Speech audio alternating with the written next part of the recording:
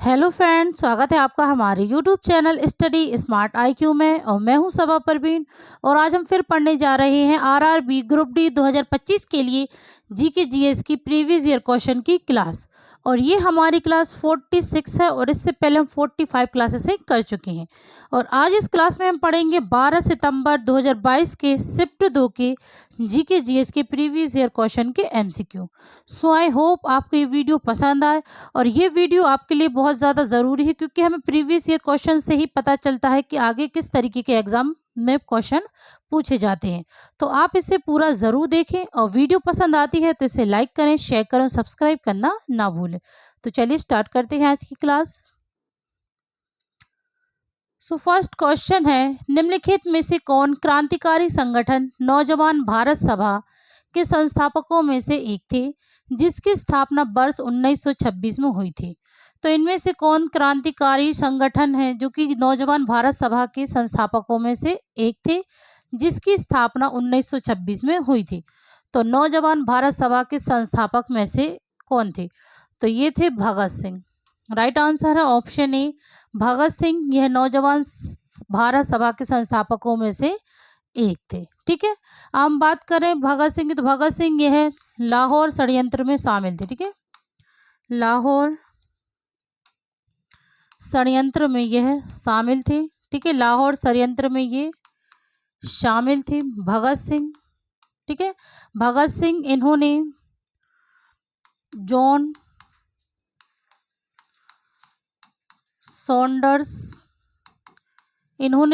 Saunders को गोली मारकर हत्या की थी। ठीक है, गोली मारकर हत्या कर दी थी भगत सिंह ने जॉन सॉन्डर्स की। ठीक है, और लाहौर षड्यंत्र कब हुआ था? ये हुआ था 1928 में। ठीक है, 1928 में लाहौर षड्यंत्र हुआ था जिसमें भगत सिंह शामिल थे और इन्होंने जॉन सॉन्डर्स को गोली मारकर हत्या कर दी थी। ओके, फिर भगत सिंह यह ब्रिटिश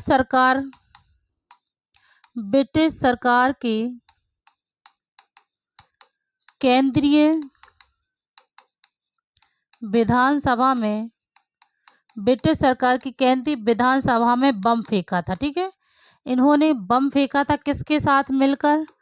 तो यह फेंका था बटू केशव दत्त के साथ मिलकर। ठीक है, बटू केशव दत्त के साथ मिलकर भगत सिंह ने ब्रिटिश सरकार की केंद्रीय विधानसभा में बम फेंका था।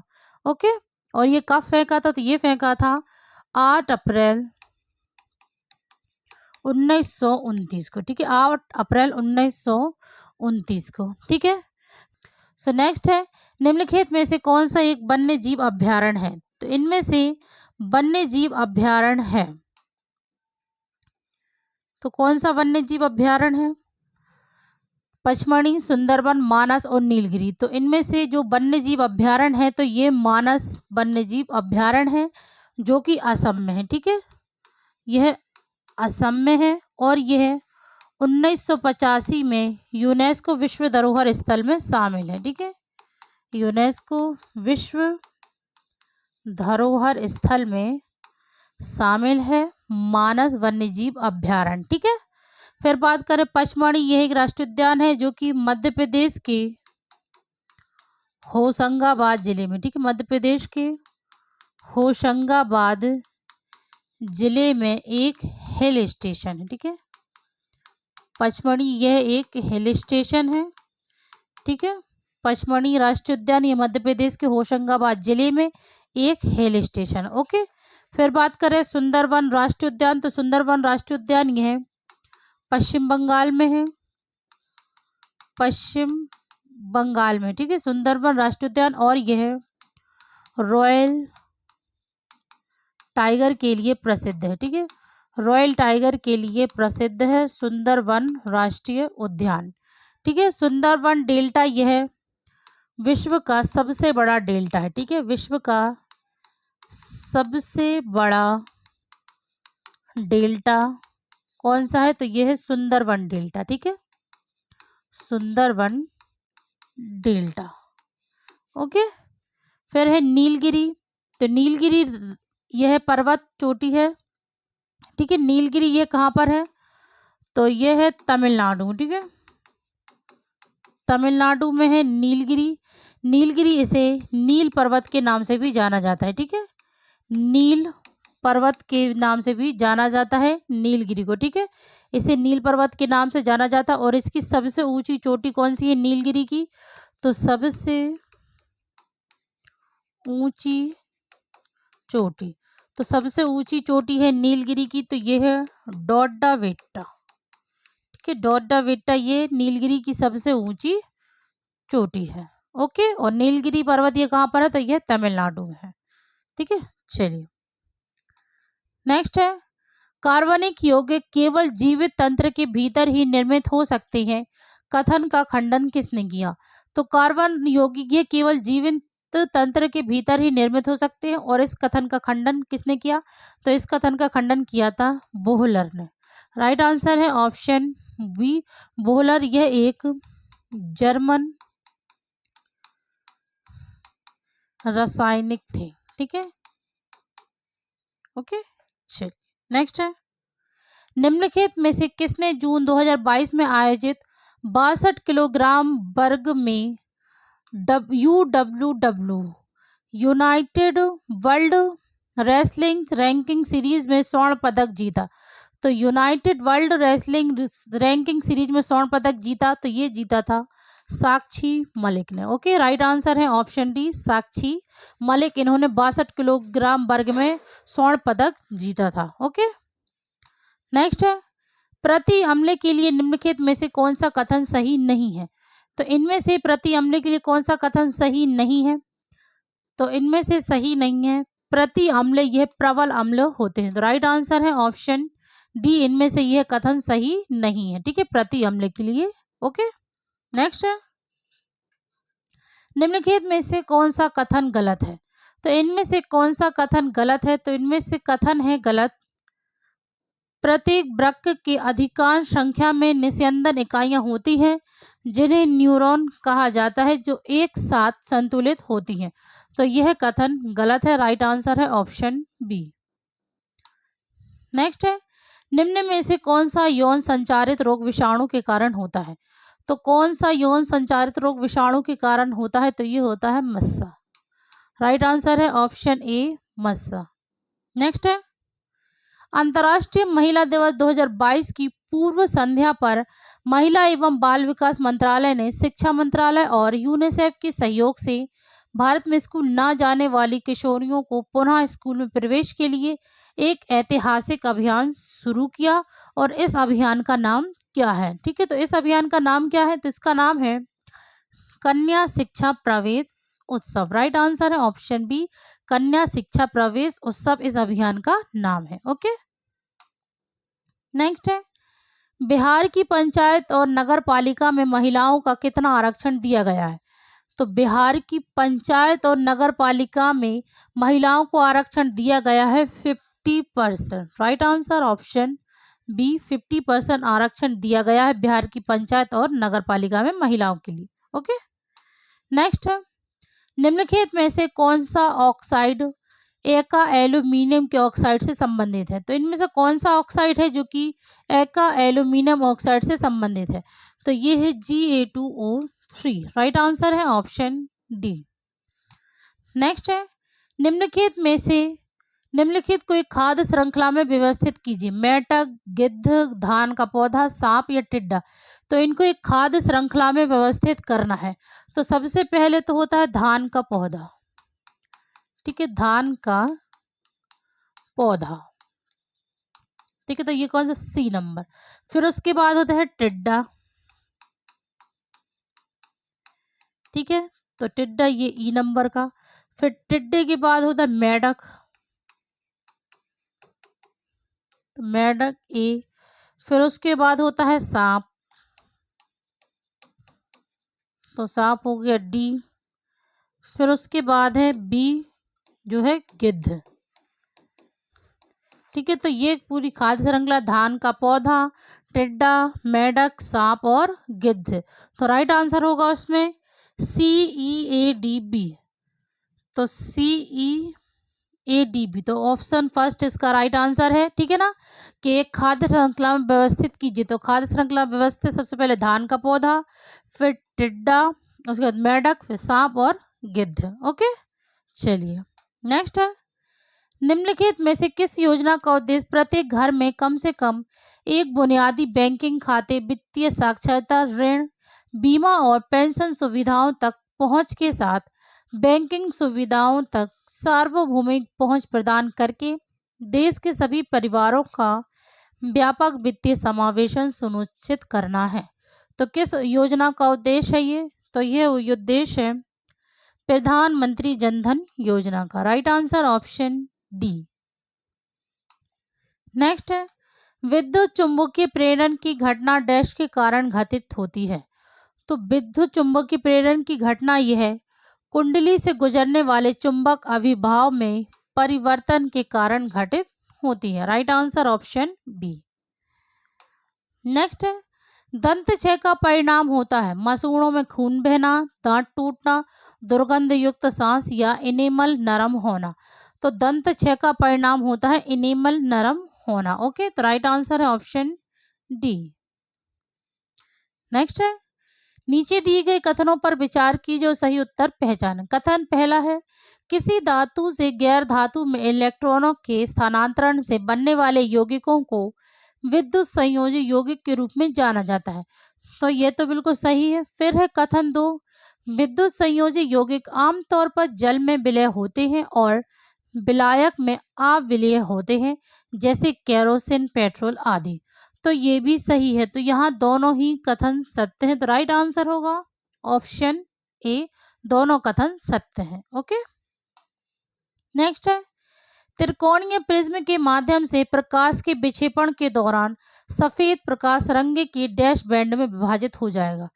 तो त्रिकोण प्रिज्म के माध्यम से प्रकाश के विक्षेपण के दौरान सफेद प्रकाश रंग के 7 बैंड में विभाजित हो जाएगा। कितने? 7, ठीक है ना, 7 बैंड में विभाजित हो जाएगा। ओके, राइट आंसर है ऑप्शन सी।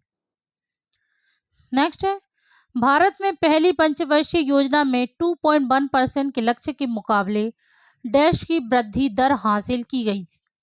तो भारत में पहली पंचवर्षीय योजना ये कब से कब तक चली? तो यह चली 1951 से 1956 तक पहली पंचवर्षीय योजना चली। ठीक है, और यह योजना किस पर आधारित थी? तो ये थी हेरोड, एक मिनट, पहली पंचवर्षीय योजना यह है हेरोडोमर मॉडल पर आधारित थी। ठीक है, हेरोडोमर मॉडल पर आधारित थी पहली पंचवर्षीय योजना। अब हम बात करें क्वेश्चन में, तो पहली पंचवर्षीय योजना में 2.1% के लक्ष्य के मुकाबले डैश की वृद्धि दर हासिल की गई है। तो 2.1 के लक्ष्य के मुकाबले 3.6 दर हासिल की गई। यहाँ ऑप्शन में ही नहीं दिया है, तो हम यहाँ ई ऑप्शन जोड़ते हैं 3.6%। ठीक है, तो राइट आंसर है ऑप्शन ई।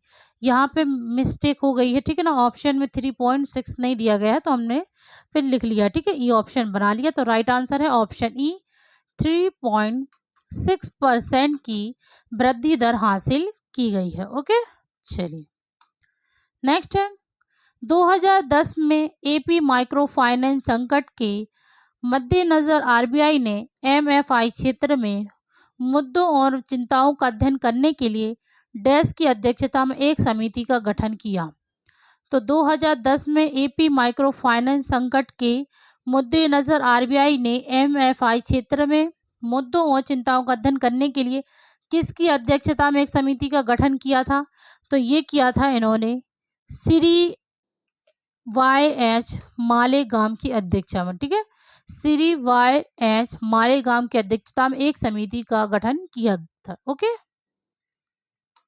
नेक्स्ट है, निम्नलिखित में से कौन सा कथन ऑक्सीकरण अभिक्रिया के बारे में सही है? तो इनमें से कौन सा कथन है जो कि ऑक्सीकरण अभिक्रिया के बारे में सही है?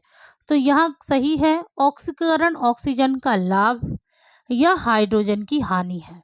तो राइट आंसर है ऑप्शन सी। ओके, नेक्स्ट है, नाइट्रोजन परमाणु का कौन सा N2 अणु के निर्माण में भाग लेता है? तो नाइट्रोजन परमाणु का कौन सा कोष N2 अणु के निर्माण भाग लेता है? तो ये भाग लेता है L। Right answer option C. Next है, मार्च 2022 तक केंद्रीय संसदीय कार्य मंत्री कौन है? तो मार्च 2022 तक केंद्रीय संसदीय कार्य मंत्री ये कौन है? तो ये है प्रहलाद वेंकटेश जोशी। राइट आंसर है option D, Prahlad Venkatesh Joshi. Okay, एक मिनट, ठीक है, प्रहलाद वेंकटेश जोशी। नेक्स्ट है, मार्च 2022 में डैश 6 विश्व कप में भाग लेने वाली विश्व की पहली महिला क्रिकेटर बनी। तो 6 विश्व कप में भाग लेने वाली विश्व की पहली महिला क्रिकेटर कौन बनी थी? झूलन गोस्वामी, हरमनप्रीत कौर, स्मृति मंधाना या मिताली राज? तो यह बनी थी मिताली राज। राइट आंसर है ऑप्शन डी, मिताली राज यह 6 विश्व कप में भाग लेने वाली विश्व की पहली महिला क्रिकेटर बनी। ओके, मिताली राज। नेक्स्ट है, बेडूवन बिहार बौद्ध मठ भारत के निम्नलिखित में से किस राज्य में है? तो बेडूवन बिहार बौद्ध मठ ये भारत के किस राज्य में है? मणिपुर, नागालैंड, त्रिपुरा या मेघालय? तो ये है त्रिपुरा में। राइट आंसर है ऑप्शन सी, त्रिपुरा। नेक्स्ट है, लघु हिमालय और शिवालिक के बीच स्थित अनुदैर्घ्य घाटी को क्या कहा जाता है? तो लघु हिमालय और शिवालिक के बीच स्थित अनुदैर्घ्य घाटी को कहा जाता है Doon. Right answer option A. Next है, ICAR भारतीय बागवानी अनुसंधान संस्थान का मुख्य अनुसंधान स्टेशन भारत के किस शहर में स्थित है? तो ICAR भारतीय बागवानी अनुसंधान संस्थान का मुख्य अनुसंधान स्टेशन भारत के बेंगलुरु शहर में स्थित है। राइट आंसर है ऑप्शन ए, बेंगलुरु। नेक्स्ट है, धारीदार और चिकनी मांसपेशियां कोशिकाओं के बीच क्या अंतर है? तो धारीदार और चिकनी मांसपेशियों के बीच अंतर है, तो इनमें अंतर है तुलना केंद्र तंत्रिका नहीं, इनमें अंतर है, चिकनी मांसपेशियां इच्छानुसार सिकुड़ नहीं सकती, जबकि स्वैच्छिक मांसपेशियां इच्छानुसार सिकुड़ती हैं। राइट आंसर है ऑप्शन डी। नेक्स्ट है, निम्नलिखित में से कौन सा भारत का सबसे बड़ा बाघ आरक्षित पार्क है?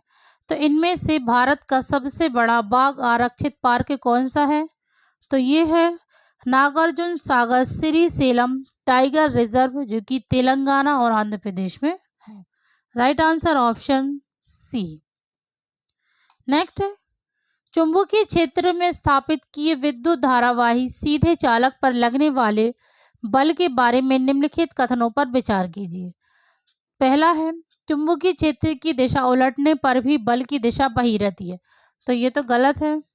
फिर है, बल की दिशा फ्लेमिंग के वाम हस्त नियम का उपयोग करके निर्धारित की जा सकती है, तो यह सही है। तो राइट आंसर यहाँ पूछा गया कथन सही है, तो ऑप्शन बी ये सही है। तो राइट आंसर होगा ऑप्शन बी, केवल बी, कि चुंबकीय क्षेत्र में स्थापित की गई विद्युत धारा सीधे चालक पर लगने वाले बल के बारे में विचार है, बल की दिशा फ्लेमिंग के वाम हस्त नियम का उपयोग करके निर्धारित की जा सकती है। ओके, तो right answer option B. Next है, गंगा नदी किनारे रहने वाले आम जनता नमामि गंगे कार्यक्रम में कैसे भाग ले सकती है? तो गंगा नदी के किनारे रहने वाले आम जनता नमामि गंगे कार्यक्रम में भाग कैसे ले सकती है? तो यह भाग ले सकती है नदी तटों पर खुले में शौच को रोककर। राइट आंसर है ऑप्शन बी। नेक्स्ट है, निम्नलिखित में से किसमें धारा के प्रवाह का विरोध कम होता है? इनमें से किसमें धारा के प्रवाह का विरोध कम होता है? अच्छे कुचालक में, उच्च प्रतिरोध में, अच्छे चालक में या खराब चालक में? तो धारा के प्रवाह का विरोध कम होता है अच्छे चालक में। Right answer option C. Next है, मार्च 2022 में भारत का पहला चिकित्सा शहर इंद्रायणी मेडिसिटी निम्नलिखित में से किस राज्य में स्थापित किया जाएगा? तो भारत का पहला चिकित्सा शहर इंद्रायणी मेडिसिटी निम्नलिखित में से यह स्थापित किया जाएगा महाराष्ट्र राज्य में। राइट आंसर है ऑप्शन बी, महाराष्ट्र। नेक्स्ट है, मार्च 2022 में EPFO ने भविष्य निधि जमा पर ब्याज दर को 2022-21 में 8.5% से बदलकर 2021-22 के लिए डैश करने का प्रस्ताव दिया था। तो ईपीएफओ ने भविष्य निधि जमा पर ब्याज दर को 2022-21 में 8.5% से बदलकर 2022-21 के लिए 8.1% करने का प्रस्ताव दिया है। राइट आंसर है ऑप्शन ए 8.1%। नेक्स्ट है उत्कल दिवस 1 अप्रैल को किस भारतीय राज्य में मनाया जाता है? तो उत्कल दिवस यह 1 अप्रैल को मनाया जाता है उड़ीसा में। Right answer option A. Next है दूसरे आवर्त के तत्वों के लिए कौन सा कथन सही है? तो इनमें से दूसरे आवर्त के लिए कौन सा कथन सही है? तो ये है उनमें संयोजी इलेक्ट्रॉन की संख्या समान होती है लेकिन कोषों की संख्या समान नहीं होती। राइट आंसर है ऑप्शन बी। नेक्स्ट है भारत के संविधान के अनुसार निम्नलिखित में से कौन सा अनुच्छेद मौलिक अधिकारों से संबंधित नहीं है? तो भारत के संविधान के अनुसार कौन सा अनुच्छेद मौलिक अधिकारों से संबंधित नहीं है? अनुच्छेद 18, अनुच्छेद 30, अनुच्छेद 40 या अनुच्छेद 25? तो मौलिक अधिकारों से संबंधित नहीं है अनुच्छेद 40। Right answer option C. Next है निम्नलिखित में से कौन सा वसा के पाइसीकरण में शामिल होता है? तो वसा के पाइसीकरण में शामिल होता है तो ये होता है यकृत। Right answer option A. Next है निम्नलिखित में से कौन सा बिंदु सदैव गोलीय दर्पण के मुख्य अक्ष पर स्थित होता है? वक्रता केंद्र, आपतन बिंदु या ध्रुव? तो इनमें से कौन सा बिंदु जो सदैव गोलीय दर्पण के मुख्य अक्ष पर स्थित होता है? तो ये होता है वक्रता केंद्र और आपतन बिंदु। राइट आंसर है ऑप्शन बी 1 और 2 दोनों। ओके। नेक्स्ट है विद्युत शक्ति का सही सूत्र क्या है? तो विद्युत शक्ति का सही सूत्र है P बराबर V इंटू आई। तो राइट आंसर है ऑप्शन सी। P यानी शक्ति, ठीक है, शक्ति, फिर विभवांतर भी और धारा यानी आई। ठीक है, तो यह विद्युत शक्ति का सही सूत्र है। ओके, चलिए नेक्स्ट है निम्नलिखित में से किसे युवा गणितज्ञों के लिए रामानुजन पुरस्कार 2021 से सम्मानित किया गया है? तो इनमें से किसे गणितज्ञों के लिए रामानुजन पुरस्कार 2021 से सम्मानित किया गया है? तो ये किया गया है नीना गुप्ता को। राइट आंसर है ऑप्शन सी। नीना गुप्ता को रामानुजन पुरस्कार 2021 से सम्मानित किया गया है। ओके, तो ये थी आज की हमारी क्लास आरआरबी ग्रुप डी 2025 की जी के जीएस की क्लास। आई होप आपको ये वीडियो पसंद आई हो और ऐसे ही वीडियो देखने के लिए हमारे चैनल को लाइक करें, शेयर करें, सब्सक्राइब करना ना भूलें। Thank you.